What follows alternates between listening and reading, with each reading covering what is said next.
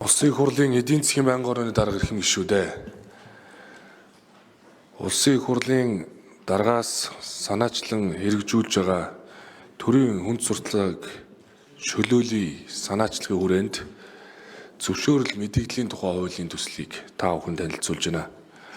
Улсын их хурлын 2020 оны 52 дугаар тогтоолоор баталсан Алсын хараа 2050 урт хугацааны хөгжлийн бодлогын баримт бичигт эдийн засгийн хөгжлийн бодлогын суурийг бүрдүүлж дотоод хэрэгцээгөө өөрсдөө хангадаг, экспортсон, эрчимдсэн, хөрөнгө оруулалт хуримтлалын чадвараа бүрдүүлсэн олон тулгуурт эдийн засгтаа улс болно гэсэн зорилтыг дэвшүүлж, төрийн байгууллагаас авдаг тодорхойл зөвшөөрөл авалгаа дүгнэлтийг цахим хэлбэрт бүрэн шилжүүлж, төрийн үйлчилгээний нэгдсэн порталаас үйлчилгээ авах нөхцөлийг бүрдүүлнэ гэж заасан. Мөн Улсын их хурлын 2024 оны 21-р тогтоолын 1-р хавсралтаар баталсан Монгол Улсын засгийн газрын үйл ажиллагааны хөтөлбөрт шинэ аж ахуйн нэгжүүдийн зах зээлд нэвтрэхэд тулгардаг саад хоргийг арилгаж, гарааны компаниудын бизнесийг дэмжих экосистемийг бүрдүүлэх, зах зээлийн чөлөө төрөлтөөнийг дэмжих, монополийн эсрэг арга хэмжээг авч хэрэгжүүлнэ гэж төрийн байгууллагуудаас зөвшөөрөл олох үйл ажиллагааг бүрэн цахимжуулж, зөвшөөрлийн нэгдсэн платформыг эхлүүлнэ гэж заасан.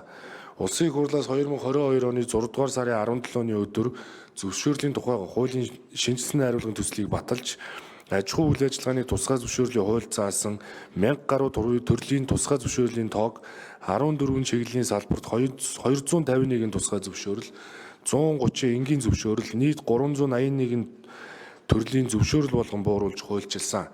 Тус хууль хэрэгжиж эхэлснээс хойш нийт 16 зөвшөөрлөөр буюу боловсролын салбарт 4, байгаль орчны салбарт 3, банк санхүүгийн салбарт 2, хүнс үдэ аж ахуйн салбарт 2, батлан хамгаалах салбарт 2, хууль зүйн салбарт 1, аймаг нийслэлийн засаг даргаас олох 2 зөвшөөрөл тус нэмэгдсэн байна.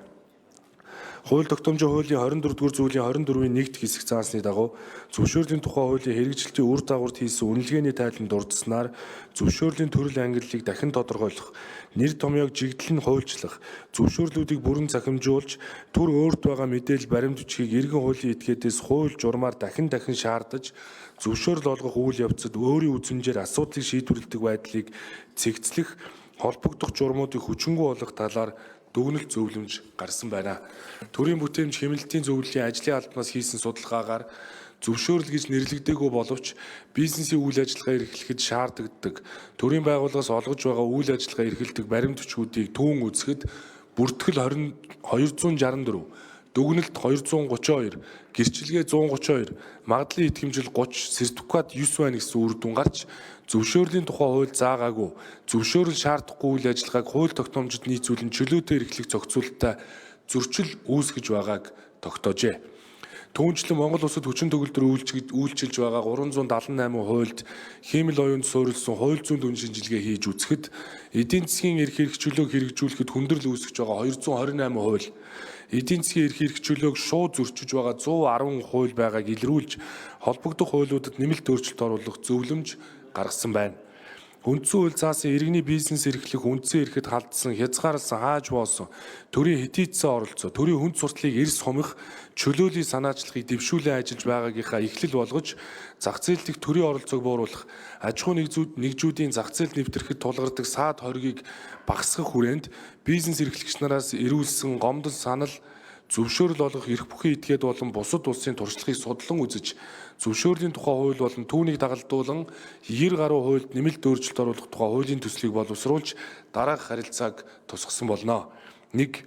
Их Британи, Нидерланд, Герман, Эстон, Казахстан зэрэг улсуудад бизнесийн цар хүрээс салбарын онцлогоос хамаарч эрсдлийн түвшин багтаа үйл ажиллагааг мэдэгдлэр эрхэлдэг олон улсын жишгт нийцүүлэн нийт 30 гаруй төрлийн үйл ажиллагааг буюу хүнсний зах, дэлгүүр, ресторан, цайны газар, кофе шоп, өсчин гоо засал, хийм цэвэрлэгээ, бялдаржуулах төв, спиннинг, цанын баазын үйл ажиллагааг зөвшөөрлийн үндсэн дээр бус төрийн байгууллагын шийдвэр хүлээлгүйгээр зөвхөн төрийн байгууллагад мэдэгдэл хүргүүлээд эрхэлдэг байхаар тусгалаа.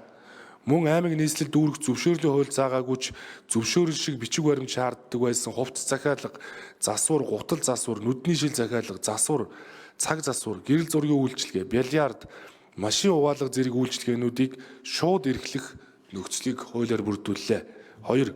Зөвшөөрөл олгоход 20-30 төрлийн шаардлага тогтоож, зөвшөөрөл олгох процессыг хүндрүүлж байгаа нөхцөлийг өөрчилж, зөвшөөрөл олголтын болон зөвшөөрөл авцсны дараах зөвшөөрөл эзэмшигчид тавигдах нөхцөл шаардлагыг ялгамжтай тогтоож, олон төрлийн баримт бичиг шаарддаг байдлыг багасгаж, зөвшөөрөл олголт явцын хяналтын тэнцвэртэй тогтолцоог бүрдүүлэхээр тусгалаа. 3. Зарим салбарт нэг төрлийн үйл ажиллагааг эрхлэхэд зөвшөөрөл авахд 3-аас 4 жил зарцуулдаг байдлыг зөвшөөрлийн тухай хуульд нийцүүлэн, тухайлбал барилгын салбарт 16 давхар барилгын ажил эрхлэх нэг төрлийн үйл ажиллагаа эрхлэхэд 3 төрлийн тусгай зөвшөөрөл авч 3-аас 4 жил зарцуулдаг байдлыг бүрэн халж, нэг төрлийн зөвшөөрөл авч зөвшөөрлийн хууль заасан 22 өдөрт олгохоор тусгалаа. 4.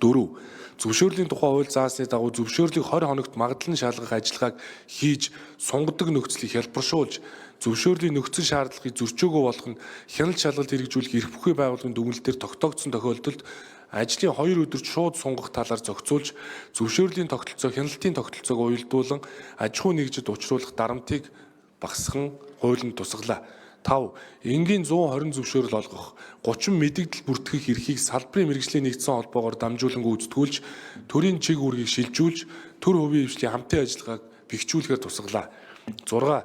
Тусгай зөвшөөрлийг 5 жилийн хугацаатай олгож байгааг 10 жилээр, энгийн зөвшөөрлийг 3 жилийн хугацаатай олгож байсныг 5 жил болгон нэмэгдүүлж, аж ахуй үйл ажиллагаа эрхлэгчийн бизнесийн тогтвортой байдлыг хангаж, зөвшөөрлийг сунгахтай холбоотой дарамтыг багасгаж өглөө.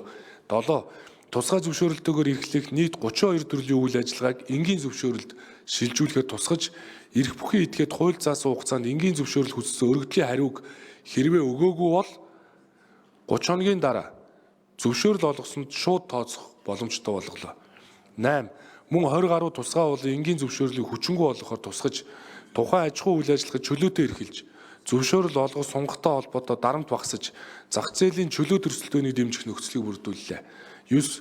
Зөвшөөрлийн талаар шийдвэр гаргах тогтолцоог засгийн газрын хэрэглэх газрын дэргэдээс улсын эдийн засаг бизнесийн орчны асуудал эрхэлсэн мэргэжлийн яам болох эдийн засгийн хөгжлийн яамд тусгахаар шилжүүлэхээр тусгалаа. Улсын их хурлын эдийн засгийн 1000 орны дарга эрхэм гишүүдээ зөвшөөрлийн тухай хууль болон холбогдох бусад хуульд нэмэлт өөрчлөлт оруулах тухай хуулийн төслийн хэлц хэсгийг шийдвэрлэж өгөхийг хүсье. Баярлалаа.